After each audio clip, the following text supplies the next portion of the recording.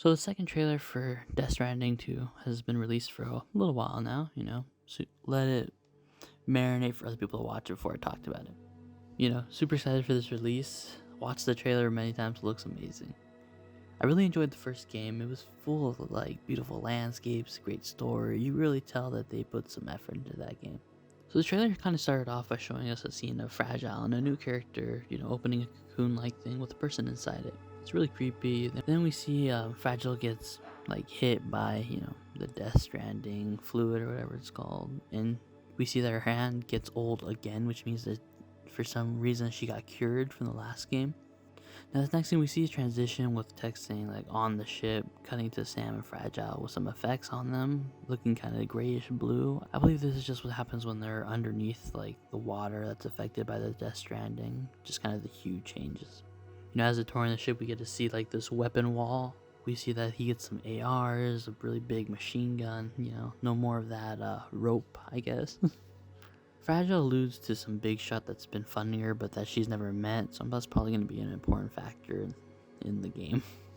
It's kind of the same mission as last time, but this time it's in Mexico, probably going down, connecting that area. We get like this kind of a mirror situation from God of War with the puppet thing. If you kind of pay attention to it, it's like moving at a lower frame rate, most likely intentionally making it feel like a puppet. It's kind of a cool detail, it's different. So we get like these frames of the landscape. I always loved the first game for the detail and the effort they put into the environment, and they really went up themselves with this one. I mean, look at those like just scenes. It's gonna be really cool to explore this vast world. We gotta look at some new BT variants and some spicy new vehicles that they added.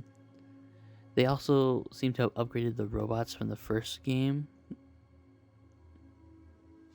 And then we also see this scene where the robots are being like stranded up in midair by some white string thing. It looks really weird. And then finally, we see the big bad. Higgs is back, new body, same chaotic energy. We get another scene with the doll doing this weird thing with his face. So I don't really know what the doll is, because that obviously is like not what it's supposed to be happening.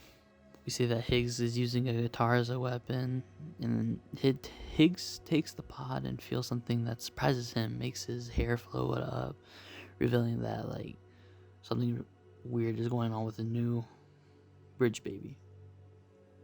Sam reveals that Lou is dead, but Higgs hints that he doesn't know the full story yet, so I believe that story away, he thinks that Lou's dead, but something bigger is going on. We get a fight scene with Higgs and then this one bot, but it sounds like it's being controlled by a bridge baby, because you get the whole baby laughter going on, which is like weird. We get to view a little baby Lou growing up. That's really cute. Higgs alludes to more secrets that Sam will uncover in his journey. So, they're adding more to the story, more stuff that we probably didn't know about from the first game.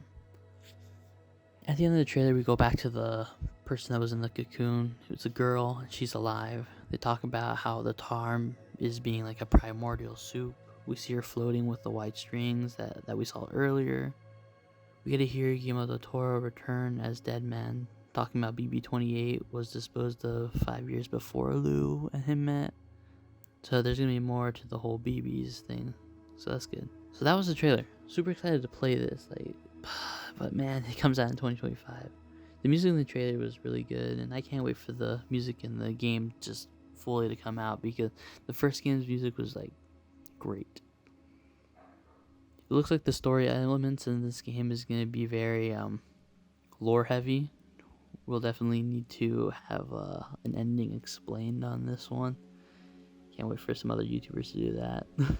I always enjoyed the traveling of the game, even though people always complained that it was like a walking simulator. I enjoyed it. It was more relaxing, and I feel like now that they're adding like more stuff out in the environment, more environmental hazards, and the puppet to make conversation, I feel like it's going to be less boring for people.